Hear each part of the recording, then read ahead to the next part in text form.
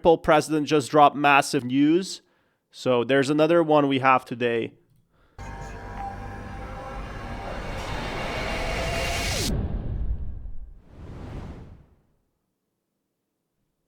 So yeah, Ripple CEO saying something big again. Yeah, a lot of people left the XRP community. A lot of people changed, and that's what happens in crypto. You know, they swap from one place to another. October and Q4 2025 could be the single most important moment in this asset's history.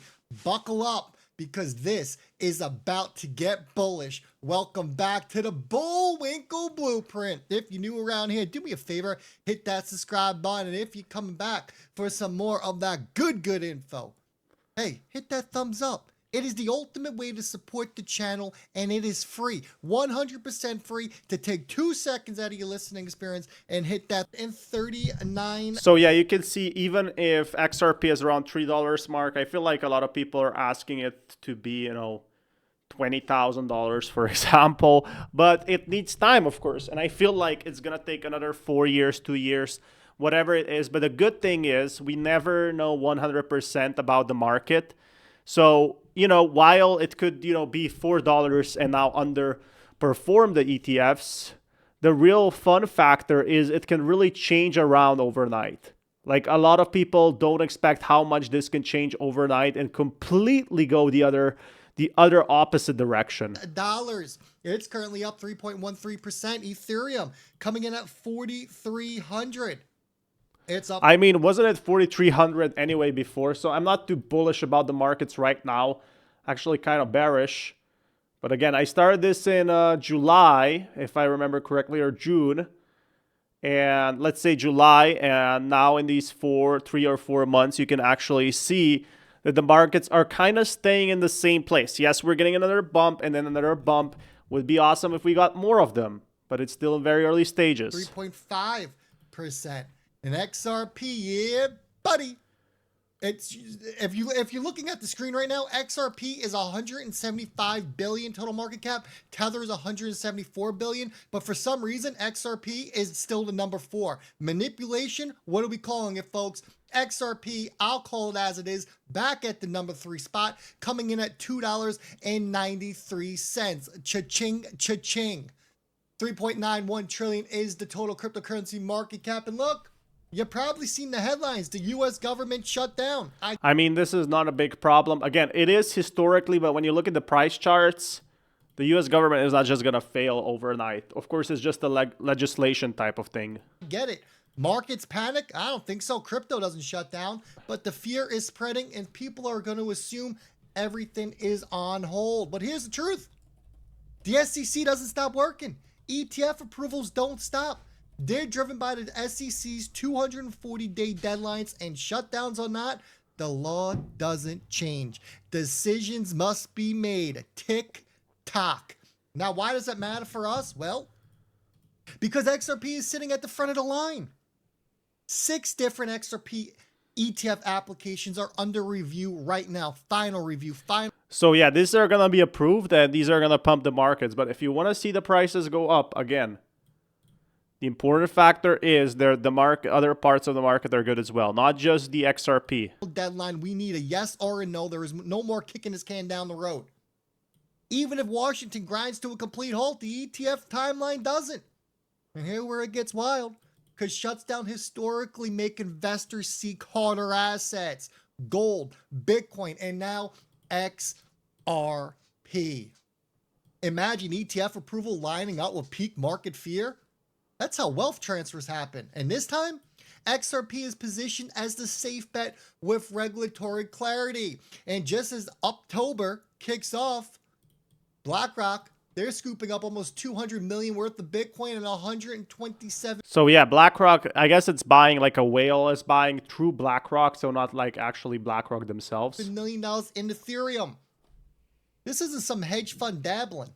This is the largest asset manager on earth, controlling over 9 trillion, doubling down on October 1st, aka Uptober. And here's what everyone's calling it October. I'm not too sure if we're actually going to get another pump in October or is it going to be November. But anyway, Could go either way here. Saying, and I'm not afraid to say it, BlackRock isn't just making a bet. They're signaling the future. If they are willing to allocate this much into Bitcoin and Ethereum before Q4 even really kicks off, what do you think happens once XRP ETFs get the green light? BlackRock moves strategically. Bitcoin and Ethereum, that's your warm-up. A little appetizer, as we like to say around here. The end game is the alt with the clearest regulatory win in US history. And it goes by the name of XRP. These buys prove institutions are preparing not for today, but for what's coming in weeks. And it all ties back to the XRP ETFs, which are officially 17 days away. So yeah, that historically speaking, XRP had its biggest gains in Q4, just like all other cryptos. So yeah, it's not just XRP that had the biggest gains, it's all cryptos combined. So let that sink in, guys. It is still a bullish move. 2014, look at that, 426% is definitely a very big number. Let's talk about timing. XRP doesn't just move randomly. It moves historically in Q4. Every single cycle, October through December, XRP has printed some of its largest gains. You don't believe me? Look at the chart on the screen. Q4. Last year we did a 240%. I guess it's around a $7, $8 XRP. And now, with lawsuit clarity, ETFs pendings, and institutions loading up, this Q4 is shaping up to be the perfect storm. The data doesn't lie. Traders who ignored Q4 rallies in the past, they got left behind. And this year, the setup is even stronger. Think about it. XRP has never had legal clarity in the US until now. Combine now with ETF money on deck, and we're looking at a Q4 that could make every past rally look like a freaking warm-up. History is rhyming again, and XRP is about to hit the chorus. They're going to hit that high note. And hey, the Instagram page, it's up and running. So yeah, pretty awesome news though that, XRP still has another bull run rally. But again, it hasn't really been like 2021 where we had just a few months and then another super rally. And I don't think like the past will repeat the present. But $400 million Solana Treasury, we also have $20 million one for XRP.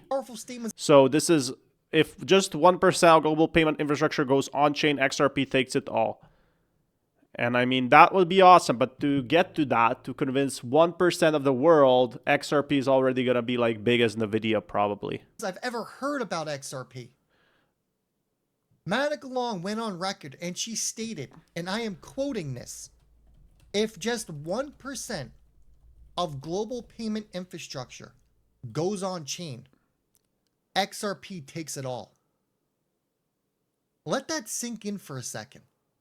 That is the president of Ripple telling you that if 1% of global payment infrastructure goes on chain, XRP takes it all.